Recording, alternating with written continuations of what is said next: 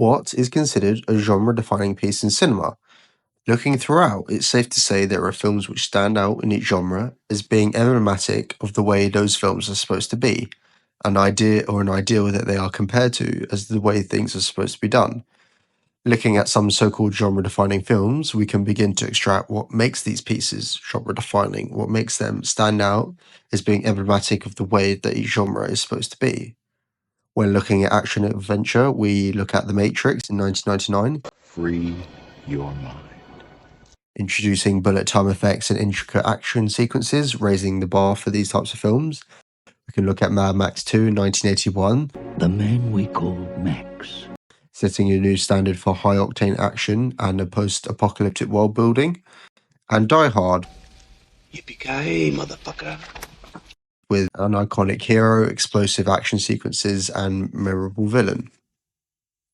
Looking at comedy, we can look at Airplane, which popularized the parody genre in 1980, And that, as much as anything else, led to my drinking problem. and Monty Python, which redefined the boundaries of comedic storytelling and absurdity with their search for the Holy Grail. And your father smelt of elderberries. In drama, we can look at 12 Angry Men, which is the ultimate ensemble character study, as well as an example of exploring prejudice, However you decide, your verdict must be unanimous. and The Godfather, which revolutionized the gangster films and redefined what an epic genre was supposed to be, what an epic drama piece of storytelling was supposed to be. In horror, we can look at The Exorcist in 1973, which set a new standard for exploring themes of possession, the supernatural, but also the inner conflicts that we all have within us. The power of Christ compels you. The power of Christ compels you. And in Halloween, we're introducing obviously the slasher genre, which influenced countless other films.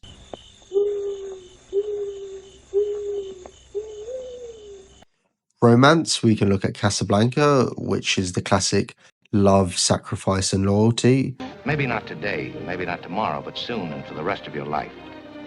And then we can look much later when Harry Met Sally, which really defined the romantic comedy genre and the comedic aspects of complex relationships.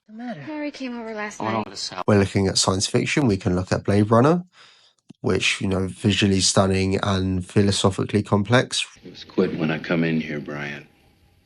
I'm twice as quit now. 2001, which set the bar for what sci-fi could be in the late 60s, influencing every single generation of sci-fi films which came afterwards. Open the pod bay doors, Hal. And Star Wars as well, with its space opera, epic battles, and mythological storytelling. That's no moon.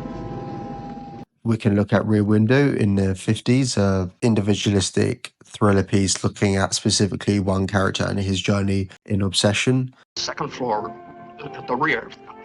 Make it fast. We can look at The French Connection in the 70s, a landmark film in kind of exploring real life crime and true crime, layering the story in more mundane storytelling, but also with as little dialogue as possible. Good. Sounds French. Great. And looking at Seven in the 90s, really exploring darker themes and introducing a new layer of grittiness, but also the start where villains were making a point about society, a very much inflection on what society has become and why they're acting out. I saw you with the box. What was in the box? We can look at the Westerns finally, with The Searchers redefining the Western genre, exploring themes of racism and redemption. We can look at Unforgiven, which deconstructed the Western genre, introducing a new level of complexity to the classic tale. Looking at all of these, we can start to consider what makes a genre-defining film, what it takes. And when we look at these pieces, we can start to draw out some different factors. We can look at its originality, introducing new themes, plot elements, or cinematic techniques that become iconic in the genre. We can look at its influence, inspiring a wave of similar films, often with directors and writers paying direct homages to the original pieces. We can look at a film's timelessness, its remaining relevant and popular over time, which continues to attract new audiences and inspire new generations of filmmakers. And we can look at how it's representative of the genre, how it captures an essence or a spirit of it, often becoming synonymous with it itself.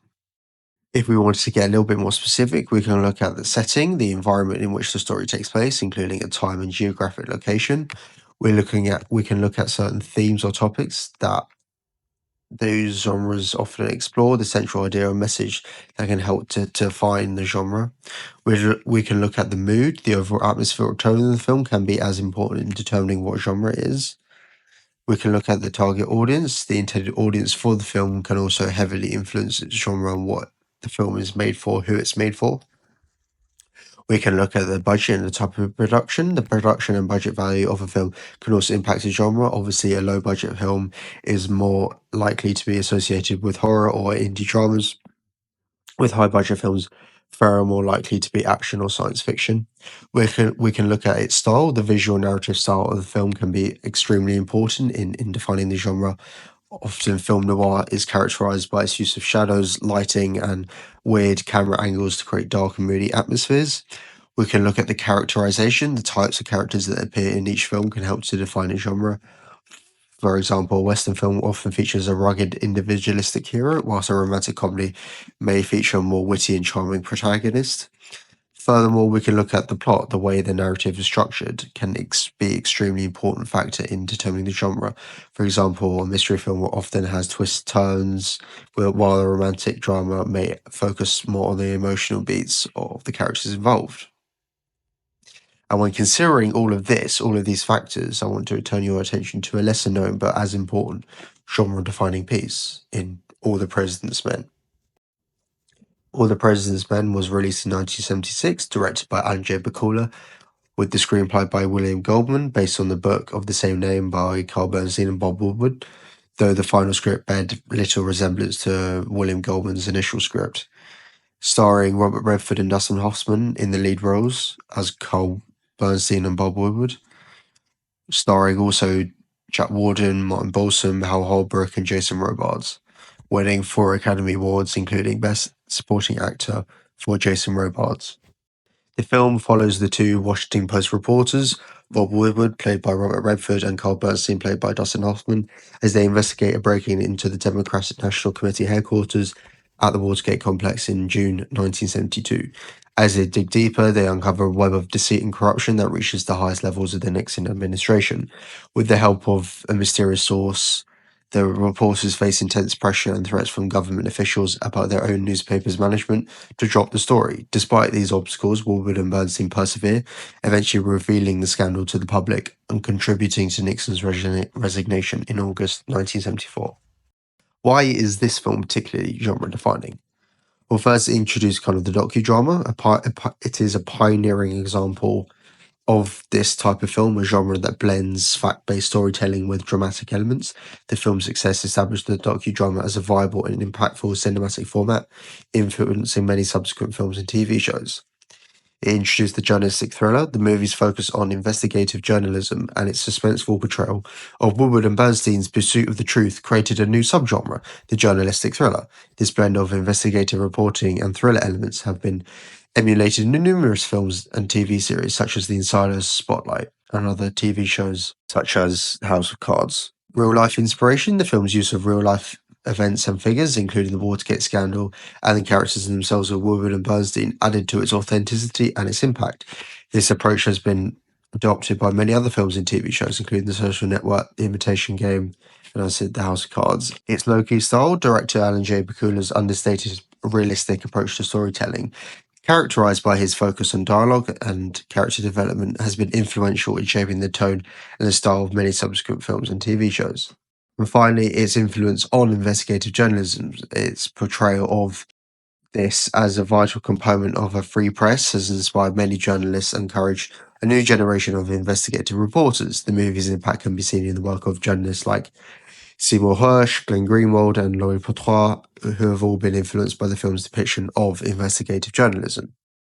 We can look at its legacy of investigative journalism, films and TV shows which feature such journalists working to uncover the truth, often in the face of powerful opposition. Its themes of government accountability, often exploring the tensions between government and the press, highlighting the importance of a free press in holding those in power accountable.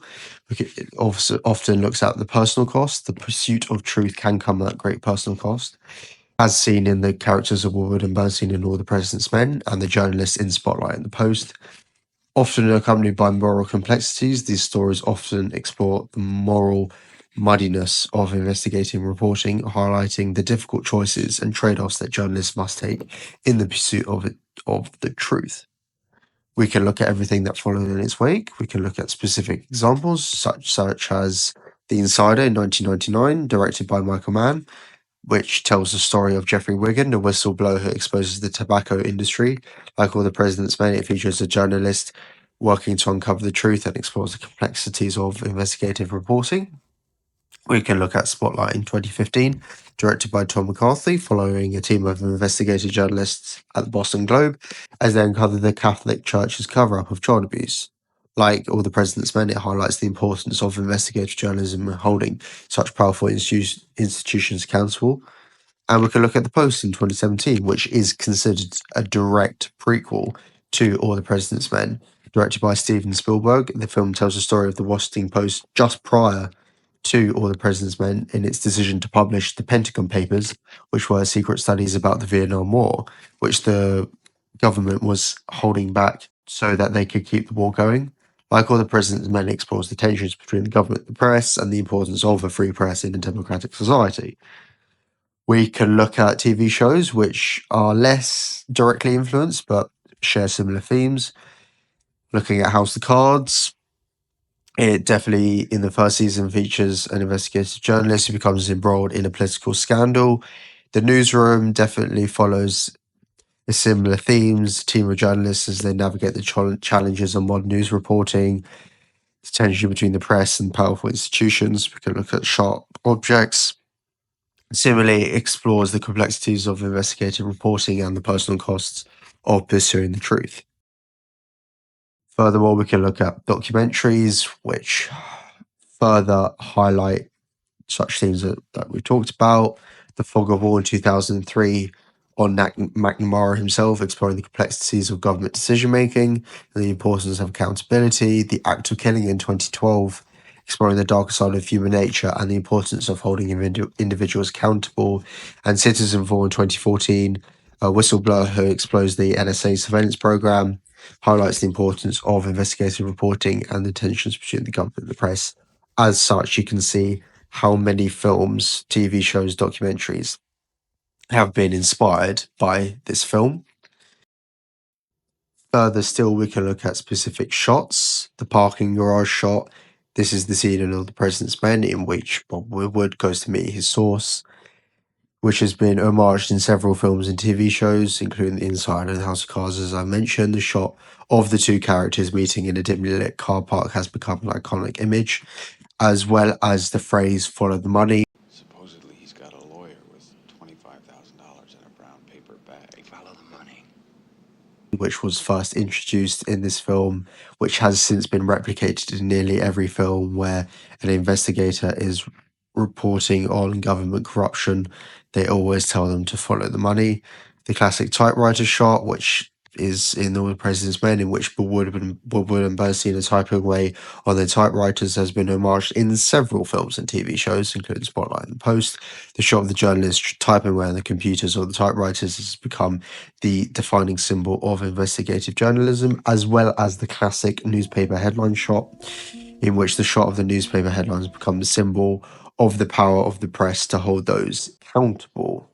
Moreover, we can look at its influence on filmmaking, the use of practical locations, real-life locations such as the Washington Post newsroom and the Watergate complex, adding to the film's sense of realism and authenticity. Its use of natural lighting. It was one of the first films to use natural lighting to create a sense of realism. The film's use of available light, such as the light from the newsroom windows, added to the film's sense of authenticity, and its use of handheld camera work features extensive use of handheld cameras, again adding to the sense of realism and immediacy. And I think, as you can see from everything that I've listed so far, all of these combine into making it one of the definitive genre-defining pieces in cinema.